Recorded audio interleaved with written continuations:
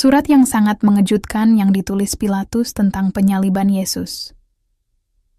Apakah Pontius Pilatus menulis laporan kepada Kaisar Romawi Tiberius tentang Yesus yang mencakup mukjizat-mukjizat, pengadilan, penyaliban, dan kebangkitannya? Apakah laporan ini berisi detail-detail menakjubkan yang bahkan tidak ditemukan di dalam Injil?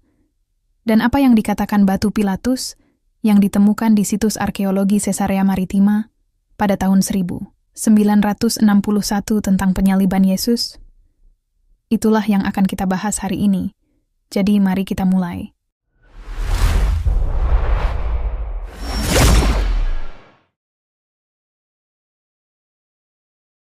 Kisah Pilatus atau Surat Pilatus mengacu pada kumpulan dokumen yang merinci peristiwa seputar Pontius Pilatus, gubernur Romawi di Yudea, yang memainkan peran penting dalam pengadilan dan penyaliban Yesus Kristus menurut Injil Kristen. Dokumen-dokumen ini tidak termasuk dalam Alkitab kanonik, tetapi dianggap apokrif, artinya tidak dianggap sebagai bagian dari kitab suci resmi Kristen. Kisah Pilatus terdiri dari berbagai teks, termasuk Injil Nikodemus, juga dikenal sebagai Kisah Pilatus atau Laporan Pilatus, yang dibagi menjadi dua bagian. Kisah Pilatus, atau Injil Nikodemus bagian pertama, dan Keturunan ke Neraka, atau Injil Nikodemus bagian kedua. Teks-teks ini mengklaim memberikan rincian tambahan tentang persidangan, penyaliban, dan kebangkitan Yesus Kristus, di luar apa yang ditemukan dalam Injil kanonik. Kisah Pilatus diyakini berasal dari abad-abad awal Kristen, kemungkinan besar antara abad kedua dan keempat Masehi. Beberapa penulis kuno percaya bahwa laporan itu berasal dari Pilatus sendiri, karena alasan yang masuk akal seperti keinginannya untuk membela diri di hadapan Kaisar terhadap tuduhan Herodes Antipas. Faktanya, tulisan Justin Martir, Bapa Gereja awal, pada tahun 138 Masehi merujuk secara langsung pada laporan Pilatus. Ini adalah bagian dari apa yang ditulis Justin Marr kepada Caesar. Setelah dia disalibkan, mereka yang menyalibkannya membuang undian untuk pakaiannya dan membaginya di antara mereka, untuk membuat mereka lebih puas. Meskipun kisah Pilatus atau laporan Pilatus tidak dianggap sebagai kitab suci kanonik oleh sebagian besar denominasi Kristen, kisah Pilatus telah memengaruhi seni, sastra, dan teologi Kristen sepanjang sejarah. Mereka menawarkan wawasan tentang cara orang-orang Kristen mula-mula memahami dan menafsirkan peristiwa-peristiwa seputar penyaliban dan kebangkitan Yesus. Berikut temuan surat Pilatus kepada Kaisar Tiberius ini melalui serangkaian episode yang menganalisis kata-kata Pilatus. Admin memulai dengan baris pembuka surat Pilatus kepada Kaisar Tiberius.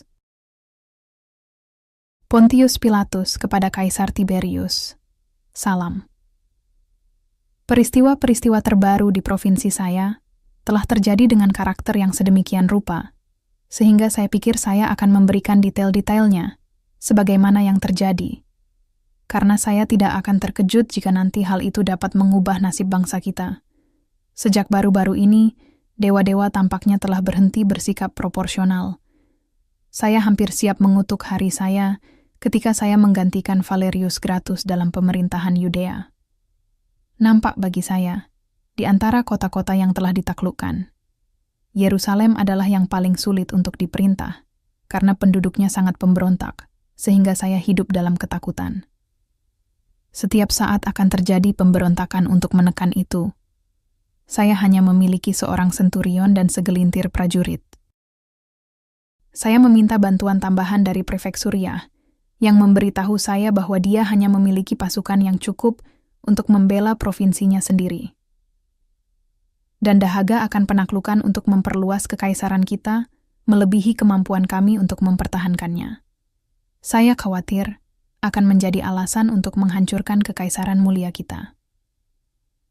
Di antara berbagai desas-desus yang saya dengar, ada satu yang menarik perhatian saya, yaitu seorang pemuda yang katanya muncul di Galilea, memberitakan dengan ajaran yang mulia sebuah hukum baru atas nama dewa-dewa yang mengutusnya.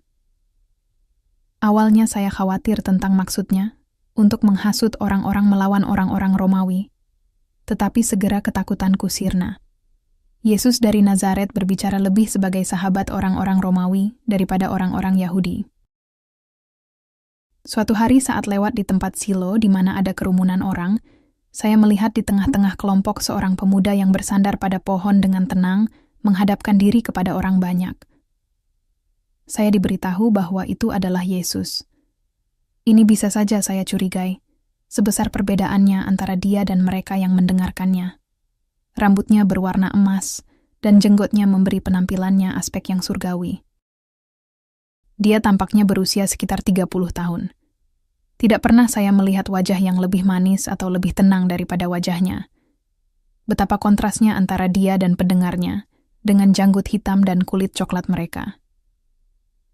Tidak mau mengganggunya dengan kehadiran saya melanjutkan jalan saya, tetapi memberi isyarat kepada sekretaris saya untuk bergabung dengan kelompok itu dan mendengarkan. Nama sekretaris saya adalah Manalus. Dia adalah cucu dari kepala konspirator yang berkemah di Atia menunggu Katalina. Manalus adalah penduduk kuno Yudea dan sangat menguasai bahasa Ibrani. Dia setia kepada saya dan layak untuk mendapat kepercayaan saya. Saat memasuki pretorium, saya menemukan Manalus yang menceritakan kepada saya kata-kata yang diucapkan Yesus di Silo. Tidak pernah saya dengar di pidato atau dalam karya-karya filsuf apapun yang bisa dibandingkan dengan ajaran-ajaran Yesus. Salah satu orang Yahudi pemberontak yang begitu banyak di Yerusalem, setelah bertanya kepadanya apakah halal memberikan upeti kepada Kaisar, Yesus menjawab, "Berikanlah kepada Kaisar apa yang menjadi hak Kaisar, dan kepada Allah apa yang menjadi hak Allah." Karena kebijaksanaan ucapan ini, saya memberikan begitu banyak kebebasan kepada orang Nazaret ini. Karena saya memiliki kekuasaan untuk menangkap dan mengasingkan dia ke Pontius, tetapi ini akan bertentangan dengan keadilan yang selalu dicirikan oleh orang Romawi. Orang itu bukanlah seorang pemberontak atau pengacau. Saya memberikan perlindungan kepada Yesus. Mungkin tanpa dia sadari, dia memiliki kebebasan untuk bertindak, berbicara, mengumpulkan orang-orang, dan berbicara kepada orang banyak, serta memilih murid-muridnya tanpa dibatasi oleh perintah praetorian. Tetapi kebebasan yang tak terbatas ini, yang diberikan kepada Yesus, menimbulkan kemarahan orang Yahudi, bukan orang miskin, tetapi orang-orang kaya dan berkuasa.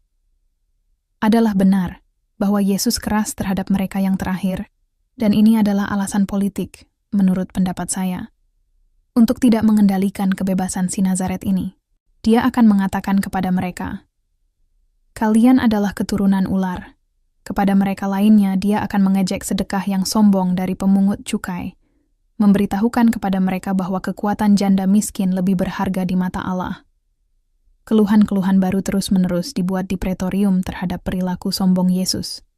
Saya bahkan diberitahu bahwa nasib buruk akan menimpanya, bahwa itu bukan kali pertama. Yerusalem melempari mereka yang menyebut diri mereka nabi, dan bahwa jika pretorium menolak keadilan, maka akan diajukan banding kepada Kaisar. Namun, perilaku saya disetujui oleh Senat, dan saya dijanjikan bantuan setelah berakhirnya Perang Partia. Karena terlalu lemah untuk menekan pemberontakan, saya memutuskan untuk mengambil langkah yang menjanjikan untuk menegakkan ketenangan kota tanpa menempatkan pretorium dalam posisi merendahkan diri. Itulah surat Pilatus kepada Kaisar Tiberius yang sangat jelas menerangkan bahwa dokumen surat ini menunjukkan bahwa Pilatus ragu-ragu untuk menyalibkan Yesus. Ketakutannya kemungkinan besar memainkan peran penting dalam proses pengambilan keputusan Pilatus, termasuk penanganannya terhadap pengadilan dan penyaliban Yesus. Dokumen ini mengungkapkan bahwa Pilatus tidak segera memerintahkan penyaliban Yesus, tetapi memilih untuk menyerahkannya untuk meredakan ketegangan politik pada saat itu, dan mencegah pemberontakan potensial. Sekarang mari kita telusuri beberapa artefak yang terkait dengan Pilatus, dan memeriksa apa yang mereka ungkapkan tentang kematian Yesus. Batu Pilatus, atau prasasti Pilatus, merupakan sebuah artefak kuno yang ditemukan pada tahun 1961 dekat Caesarea Maritima di Israel.